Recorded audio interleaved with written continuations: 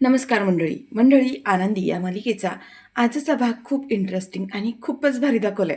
मंडळी मालिकेमध्ये खूप मोठा असा ट्विस्ट आलेला आहे. मंडळी जो विद्याधर आता आनंदीला त्रास देत असतो, युगंधरबद्दल वाईट साईड बोलत असतो, त्या विद्याधरचं सगळं बोलणं ह्या पृथ्वीने ऐकलंय आणि त्यानंतर त्याने जो काही त्या विद्याधरला धडा शिकवलाय तो या जन्मामध्ये विसरणार नाहीये. तर मंडळी आनंदीने इतका त्रास दिल्यानंतर त्या विद्याधरची तळपायाची आग मस्तकात गेलेली असते आणि त्याच्यामुळे आनंदीला धडा शिकवण्यासाठी हा विद्याधर पुन्हा आता युगंधरच्या जीवावर उठलेला असतो आणि शलाका आणि या विद्याधरने युगंधरला मारण्याचा पुन्हा एकदा प्लॅन केलाय. पण त्यामध्ये आता ह्या विद्याधरचा आणि शलाकाचा खरा चेहरा पृथ्वीच्या समोर आलाय. कारण युगंधरच्या नाकावरचं मास्क काढताना ह्या विद्याधरला पृथ्वीने स्वतःच्या डोळ्यांनी पकडलंय, म्हणजे स्वतःच्या नजरेने बघितलंय. आणि मंडळी त्यानंतर मात्र आता हा विद्याधरचा खरा चेहरा सगळ्यांच्या समोर आलाय. तर मंडळी इकडे आता असा मोठा ट्विस्ट अजून दाखवलाय, जेव्हा आनंदीच्या कानाखाली ही शिल्पाता मारत असते. जेव्हा आनंदी युगंधरला भेटायला चालली आहे आणि त्यावेळेला जेव्हा शिल्पाने तिच्या कानाखाली मारलंय, या सगळ्यामध्ये पृथ्वीने आता आनंदीची बाजू घेत पुन्हा एकदा शिल्पाला चांगलाच धडा शिकवलाय. आता नक्की हे सगळं कसं घडणार आहे, काय घडणार आहे, सगळं काही सविस्तर बघूया. पण त्याआधी तुम्ही आपल्या चॅनलवर नवीन असाल, चॅनलला अजूनही सबस्क्राईब केलं नसेल तर चॅनल आता सबस्क्राईब करून घ्या. म्हणजेच मालिकांचे असेच येणारे रोजचे नवीन व्हिडिओज आणि नवीन अपडेट सगळ्यात आधी तुम्हाला आपल्या चॅनलवर पाहायला मिळतील. आणि हो, सोबत व्हिडिओला लाईक करायला सुद्धा विसरू नका. तर मंडळी आता इकडे सगळेजण हॉलमध्ये असतात, तेव्हा विद्याधरने येऊन खूप मोठा तमाशा घातलाय. म्हणजे तो आता मुलांसमोर येऊन पुन्हा ड्रामा करत असतो की हे सगळं काही माझ्यामुळे झालं.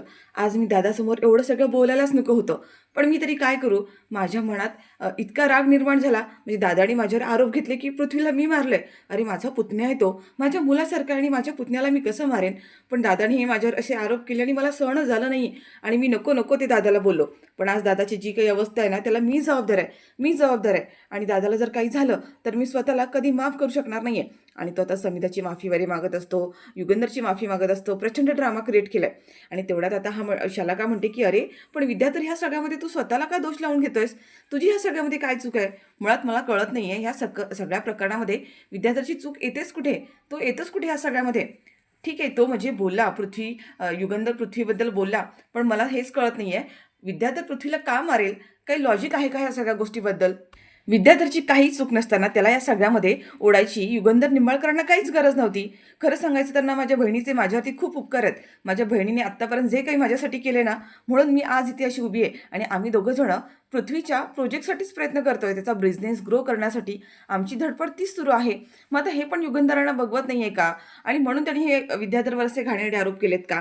आता मंडळी शलाका सुद्धा इथे बोलताना असंच दाखवत असते की हा युगंधर जो आहे तो किती कुचकट मनाचा आहे. म्हणजे आम्ही दोघं जण आता पृथ्वीला मदत करतोय, बिझनेसला ग्रो करतोय, म्हणून सगळं विद्याधरवर घाणेरडे आरोप करतोय असं दाखवून द्यायचं असतं. आणि आता हा विद्याधर म्हणतो की नाही नाही, ह्या सगळ्यातनं माझीच चूक आहे, मी असं बोलायलाच नको होतं. काय ना, प्रत्येक वेळेला सत्य हे कटू असतं म्हणतात ना, ते ही गोष्ट खरी आहे. आता शिल्पाला कळून चुकलंय की हा सगळ्या दोघांचा ड्रामा सुरू आहे, कारण मुलांचं पुन्हा एकदा त्यांना मन जिंकून घ्यायचंय आणि म्हणून हे सगळं करतात आहेत. तेवढ्यात आता ही मिताली म्हणते की बस, ह्या सगळ्यामध्ये काका तुझी काय चूक नाहीये, तू स्वतःला का दोष देऊन घेतोयस. खरंच तुझी काय चूक नाहीये, तू नको ह्या सगळ्याचा स्वतःला दोष देऊ. जर दोष कोणाचा असेल तर तुम्हाला सगळ्यांना माहिती आहे कोणाचं आहे ते. त्यावर विद्याधर म्हणतो की नाही नाही नाही, काही झालं तरी माझ्या बोलण्यामुळे दादाची ही वेळ झाली आहे ना, दादाला जर काही झालं तर खरंच मी स्वतःला माफ नाही करू शकणार आहे. आता ही मिताली म्हणते की नाही, बाबांना काही होणार नाहीये, काही होऊ देणार नाहीये मी. प्लीज आता तुम्ही सगळेजण शांत व्हा, काहीही बोलू नका. तरी सुद्धा या विद्याधरची नाटकं सुरू होतात आणि म्हणतात हे देवा, माझ्या दादाला काही करू नकोस, त्याला लवकर बरं कर. जे काही करायचं असेल ते माझं कर, माझं वाटोळं होते. मग घेऊन जायचं असेल तर मला घेऊन जा, पण माझ्या दादाला लवकर बरं कर. तेवढं त्या प्रांजल म्हणतो काका बस, तू का स्वतःला त्रास करून घेतोयस, का एवढं गिल्टी वाटून घेतोयस. काही चूक नाही तुझी ह्या सगळ्यामध्ये. जर चूक कोणाची असेल तर त्या आनंदीची आहे. हे सगळं त्या आनंदीमुळं झालंय. जेव्हापासून ती या घरात आली ना, तेव्हापासून हे सगळे प्रॉब्लेम्स व्हायला लागलेत. त्याच्यामुळे कोणाला दोष द्यायचा असेल तर त्या आनंदीला दोष दे, स्वतःला दोष देऊ नकोस. आता हा प्रांजला ना पुन्हा आनंदीबद्दल बोलायला सुरुवात होतोय आणि खरं तर विद्याधरला हेच हवं होतं. आता विद्याधर म्हणतो की आत्ता कुठे गाडी रुळावर आली आहे, मला हेच हवं होतं. मुलांच्या मनात माझ्याबद्दल पुन्हा मला जागा निर्माण करायची होती आणि आनंदीबद्दल आणि त्या युगंधरबद्दल मला द्वेष निर्माण करायचा होता. आणि आता नेमकं तेच झालंय. प्रांजल म्हणतोय काका तू शांत हो, तुला एवढं सगळं स्वतःला त्रास करून घ्यायची गरज नाही आहे. ही जर आनंदी बाबांच्या आयुष्यामध्ये आली नसती तर आमच्या बाबांच्या आयुष्याचं असं वाटोळं झालं नसतं आणि आमच्यासुद्धा जे काही झालं आहे आज आमच्या आयुष्यात जे काही घडतं आहे बाबांच्या आणि आमच्या त्या सगळ्याला ती सर्वस्व ती आनंदी जबाबदार आहे. गेले कित्येक दिवस आपल्या घरामध्ये जे जे काही होतंय ज्या ज्या गोष्टी घडल्यात ना त्या प्रत्येक प्रत्येक गोष्टीला आनंदीच जबाबदार आहे. आता हा प्रांजल आहे ना आनंदीबद्दल प्रचंड वाईट साईड बोलत असतो आणि माई म्हणतात की अरे प्रांजल काय बोलतेस तू, या सगळ्यामध्ये आनंदीची काय चूक आहे, काय केलंय तिने. पण आता सगळेजण आनंदीच्या विरोधात आहेत आणि फक्त माई आणि बापू यांचाच फक्त आनंदीला सपोर्ट असतो. आता तेवढ्यात मंडळी आता तिकडून आनंदी चाललेली असते मालक साहेबांच्या रूममध्ये. ही बडबड करत असताना प्रांजलचं तिकडे लक्ष जातं आणि म्हणतं की ए आता कुठं चालली आहेस तू. आणि तेवढ्या सगळेजण मागे वळून पाहतात तर आनंदीला छाया आता मालक साहेबांच्या रूममध्ये घेऊन चाललेली असते आणि तिच्या हातामध्ये एक तेलाची वाटीसुद्धा असते. आनंदी म्हणते मी ते ते असं ती म्हणणार तेवढ्यात आता ती ही आहे ना शिल्पा आनंदीच्या जवळ जाते आणि म्हणते की ए आता कुठं चाललीस तू, आता आणखीन काय तुझे नखरे सुरू झालेत. आनंदी म्हणते ते नाही का डॉक्टरांनी सांगितलंय की मालक साहेबांच्या पायाला तेल लावून द्यायला सांगितलंय, त्यांचे पाय मालिश करून द्यायला सांगितलेत, म्हणून मी मालक साहेबांच्या रूममध्ये चालली आहे. तेवढ्यात आता प्रांजलसुद्धा रागारागाने पुढे येतो आणि म्हणतो की काय गरज आहे, तुला बाबांच्या रूममध्ये जायची काय गरज आहे, तुझा या सगळ्याशी काय संबंध. शिल्पा जाते आणि तिच्या रागाने हातात सोडते आणि म्हणते की खबरदार खबरदार त्याच्या रूमच्या जवळ सुद्धा गेलीस तर तुला किती वेळा बजावून सांगितलं की युगंधरच्या आसपास सुद्धा जायचं नाही. इतकी कोडगी आहेस का गं तू, जरा पण लाज वाटत नाही तुला. आज युगंधरची जी काही अवस्था आहे ना ती तुझ्यामुळे झाली आहे आणि पुन्हा तोंड वर करून त्याच्या जवळ चालली आहेस कशासाठी, काय संबंध आहे तुझा. आणि त्याच्या पायाला तेल लावायचे, त्याची सेवा करायची, त्यासाठी त्याची पोरं त्याची बहीण आहे की ते तुझी काही गरज नाही आहे. तुला किती वेळा तेच तेच सांगायचं, तुला मी आधीच बजावून सांगितलंय की युगंधरच्या आसपास फिरायचं देखील नाही, त्याच्यापासून 4 हात लांब राहायचं, त्याच्या रूमच्या सुद्धा आसपास जायचं नाही आहे. आणि मंडळी तेवढ्यात आता हा जो प्रांजल आहे ना तो सुद्धा चिडल्याने म्हणतो की का का सतत लुडबुड करत असतेस गं, तुला इतक्या वेळा सांगितलं तरीसुद्धा तू पुन्हा इथं आली आहेस. अगं गेली होतीस ना स्वतःच्या मर्जीने घर सोडून, मग का पुन्हा इथं आली आहेस, का ही सगळी नाटकं करतेस. आता आनंदी शिल्पाला म्हणत असते की ताई फक्त मला एकदा एकदा त्यांच्याजवळ जाऊ द्या, मी त्यांच्या पायाला तेल लावून देते, त्यांना लवकर बरं वाटेल, डॉक्टरांनी तसं सांगितलं ना. शिल्पा आता पुन्हा चिडताना म्हणते की ए गप्पा बस, तुला एकदा सांगितलेलं कळत नाही आहे, पुन्हा का वचवच वचवच करतेस, पुन्हा तेच करतेस, तुला एकदा सांगितलेलं कळत नाही आहे का. तर मंडळी हा प्रांजल पण चिडतो आणि म्हणतो की ही कोण आहे, ही का इथं आली आहे, हिला का घराच्या बाहेर काढत नाही आहे. प्रचंड चिडलेला दाखवतोय. आता ही छाया असते ना ह्या प्रांजलचं अवतार बघून आहे ना ती पण घाबरलेली असते. आता हा प्रांजल आहे ना आनंदीला बरंच काय काय बोलतो. तुला अगं जरा पण काही का वाटत नाहीये, आज निंबाळकरांचं जे कुटुंब उद्ध्वस्त झालंय ना ते सगळं आणि सगळं तुझ्यामुळे झालंय, तुझ्यामुळे होतं हे सगळं, तुला का कळत नाहीये. जेव्हापासून तू या घरात आलीस ना सगळ्यांना मनस्ताप होतोय, सगळ्यांना त्रास होतोय. आज बाबांची जी काही अवस्था आहे ना ती सुद्धा तुझ्यामुळेच आहे आणि तरी सुद्धा तू पुन्हा पुन्हा तेच तेच का करतेस, तुला आमचं सुख बघवत नाहीये का, पुन्हा पुन्हा आमच्या आयुष्यामध्ये येऊन आम्हाला का त्रास देतेस. आता तो बरंच काय काय आनंदीला बोलत असतो आणि आनंदी बिचारी शांतपणे उभं राहून सगळं काही ऐकत असते. पण ह्या प्रांजलने एवढा सगळा अपमान केल्यानंतर पुन्हा आता आनंदी म्हणते की हे बघा मी तुमच्या सगळ्यांशी ना हात जोडते, मी मी मालक साहेबांच्या जवळ पुन्हा कधी जाणार नाही, तुम्ही सांगाल ते ऐकेन, पण आत्ता मला त्यांच्या जवळ जाऊ द्या, त्यांच्या पायाला तेल लावून देऊ द्या ना प्लीज, मी तुमच्या पाया पडते, तुमच्याजवळ रिक्वेस्ट करते. आता आनंदी पुन्हा हट्टालाच पेटली कारण तिला युगंधरला जाऊन भेटायचंच असतं. तर आता मिताली म्हणते हे बघ बाई मी तुझ्यासमोर हात जोडते पण प्लीज आमच्या बाबांपासून थोडी लांब राहा, त्यांच्या आयुष्यात नको ढवळाढवळ करू. आत्ता कुठे त्यांना बरं वाटायला लागलंय, डॉक्टर आहेत ना आणि आम्ही सगळे आहोत त्यांची सेवा करायला, तुला का करायचं हे सगळं, का कळतच नाहीये, का तू आमचं ऐकत नाहीयेस, का हट्टाला पेटली आहेस. मंडळी आता ही मिताली पुन्हा तिच्याजवळ हात जोडताना म्हणते की प्लीज मी पाया पडते ग तुझ्या, प्लीज त्यांच्यापासून लांब राहा, तुझ्या या अशा वागण्यामुळे त्यांना जास्त त्रास होतोय. आणि आनंदी मी तुला शेवटचं बजावून सांगते हा, आमच्या आणि आमच्या बाबांच्या आसपास फिरकायचं सुद्धा नाही आहे. पण ही आनंदी आता पुन्हा म्हणते मिताली प्लीज प्लीज अगं प्लीज. आणि जेव्हा आता ही असं म्हणत असते ना शिल्पा इथे चिडते आणि आनंदीच्या ना एक सणसणीत सनकन कानाखाली लावून देते.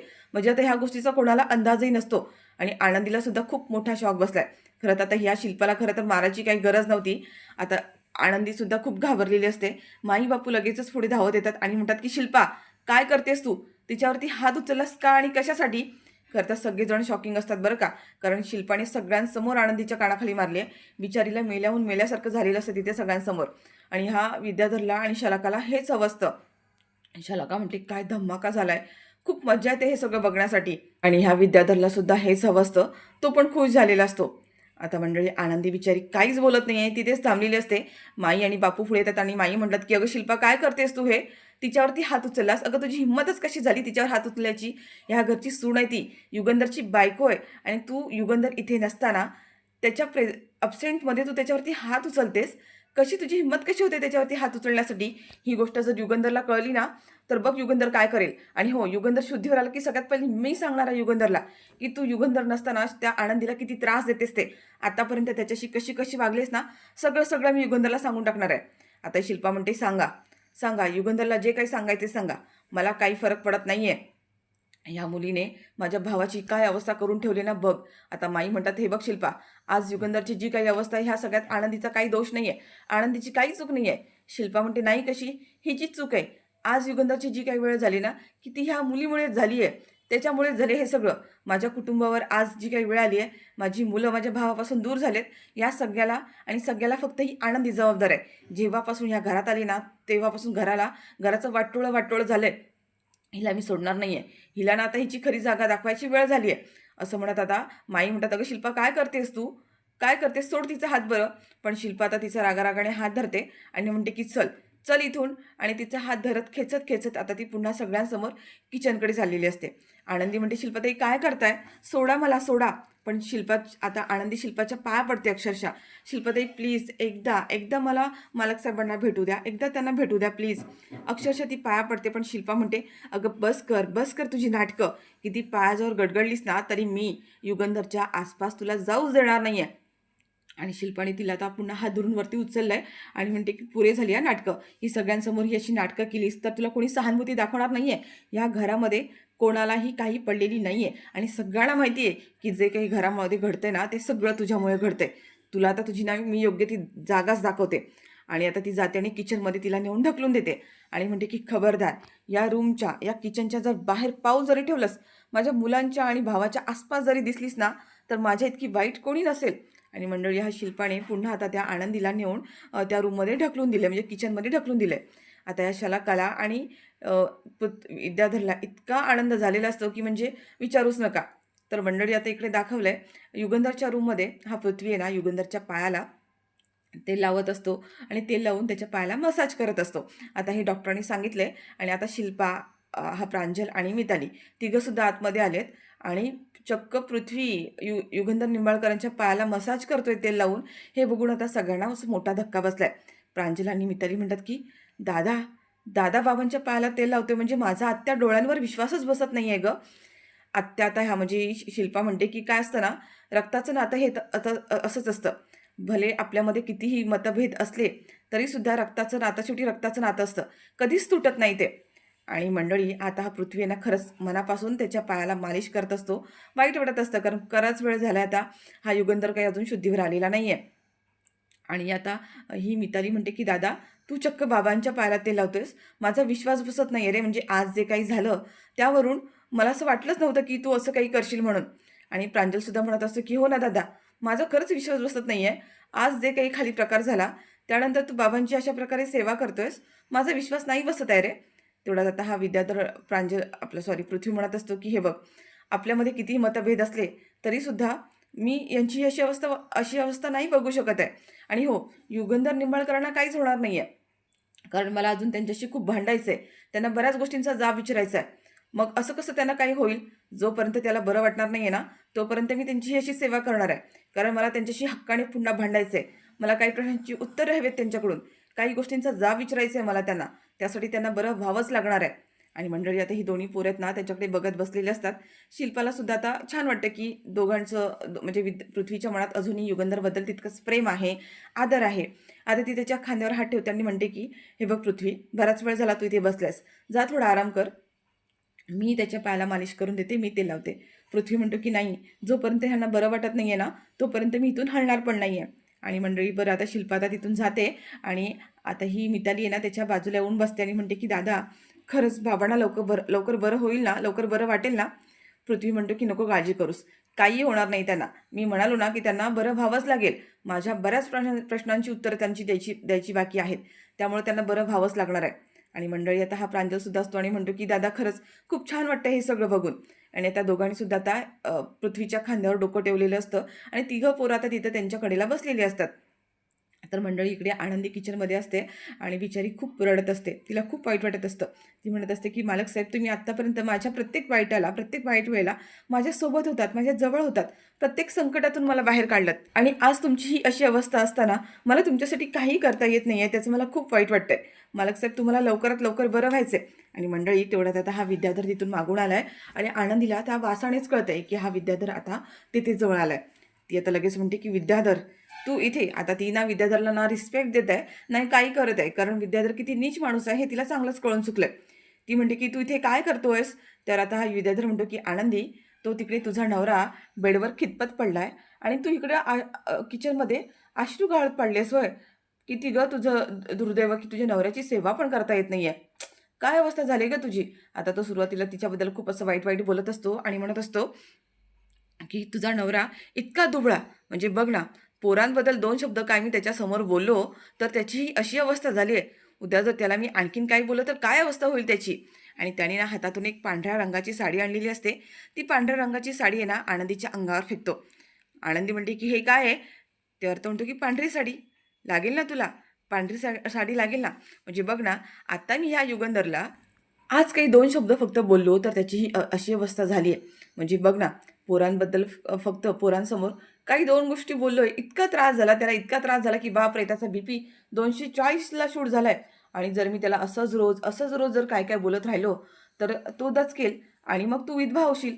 विधवा झालीस की तुला ह्या पांढऱ्या साडीची गरज गरज लागेल की नाही.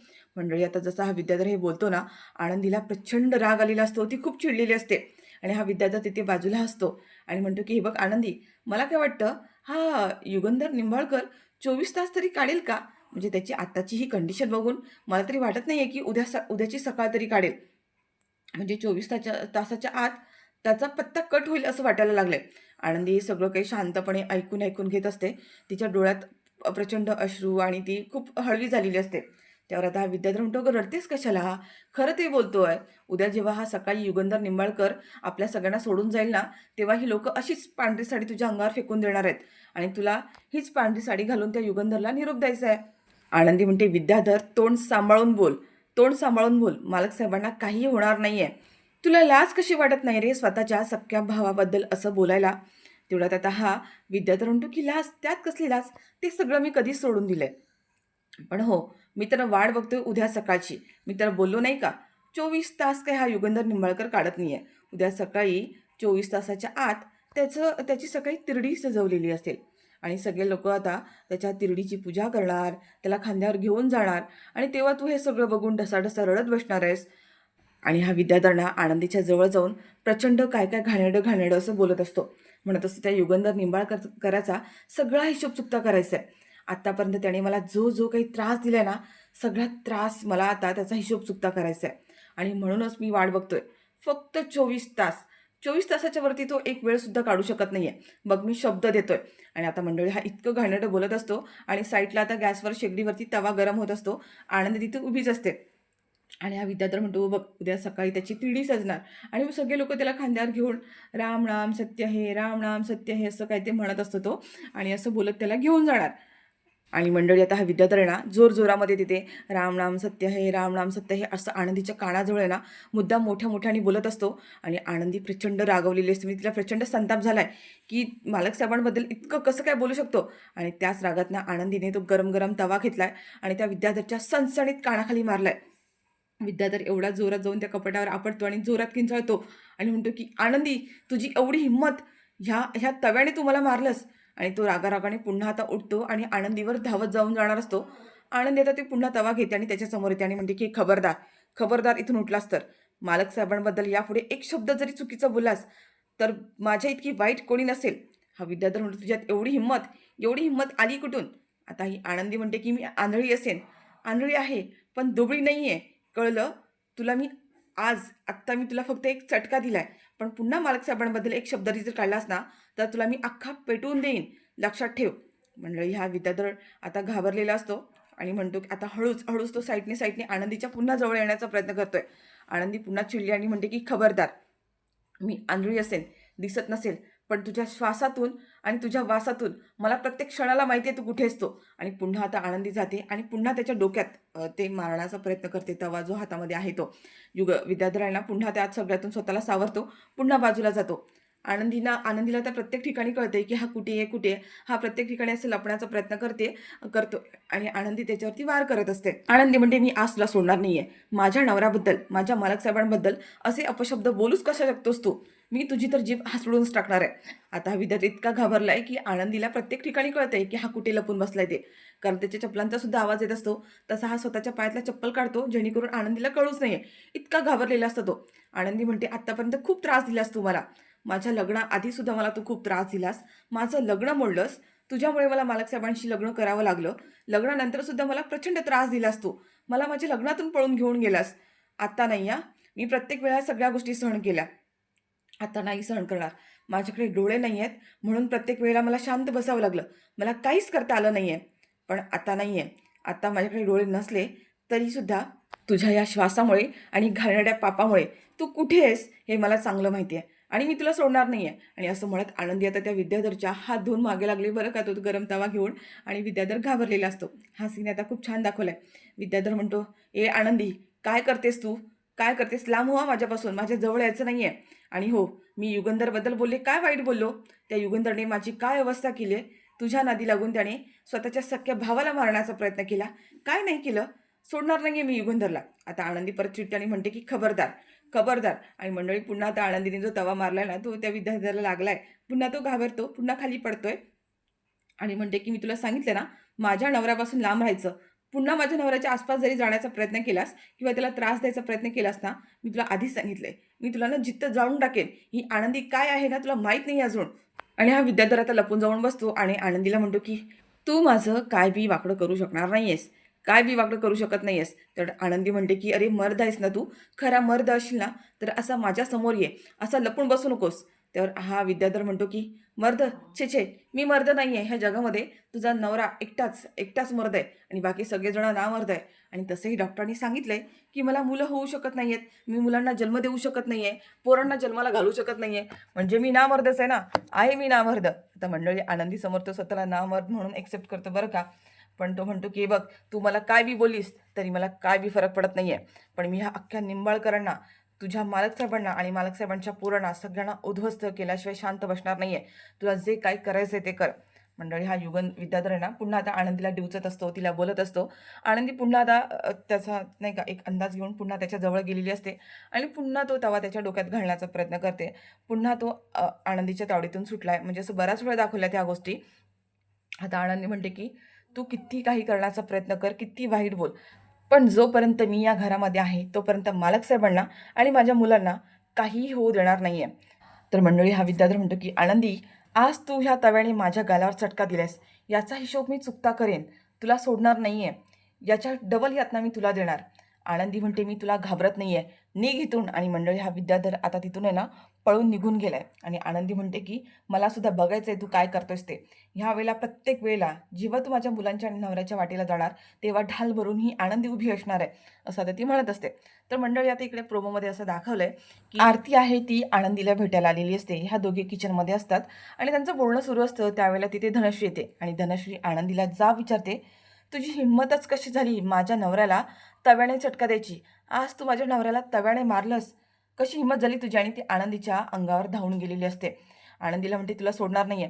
आनंदी म्हणते की बघ, आज मी तुझ्या नवऱ्याला फक्त चटका दिलाय आणि जर पुन्हा तो माझ्या नवऱ्याच्या आणि मुलांच्या कुटुंबाच्या वाटेला गेला तर मी त्याला जित्ता जाळेन. हे मी तुम्हाला आजही सांगते आणि त्यालासुद्धा मी हीच गोष्ट सांगितली, माझ्या आणि माझ्या मुलांच्या वाटेला जायचं नाही, असं आता आनंदीने ठणकावून आता धनश्रीला सांगितलेलं असतं. तर मंडळी आता इकडे दाखवलं की हा युगंधर जो आहे रूममध्ये झोपलेलाच आहे, अजून शुद्धीवर आला नाही आहे.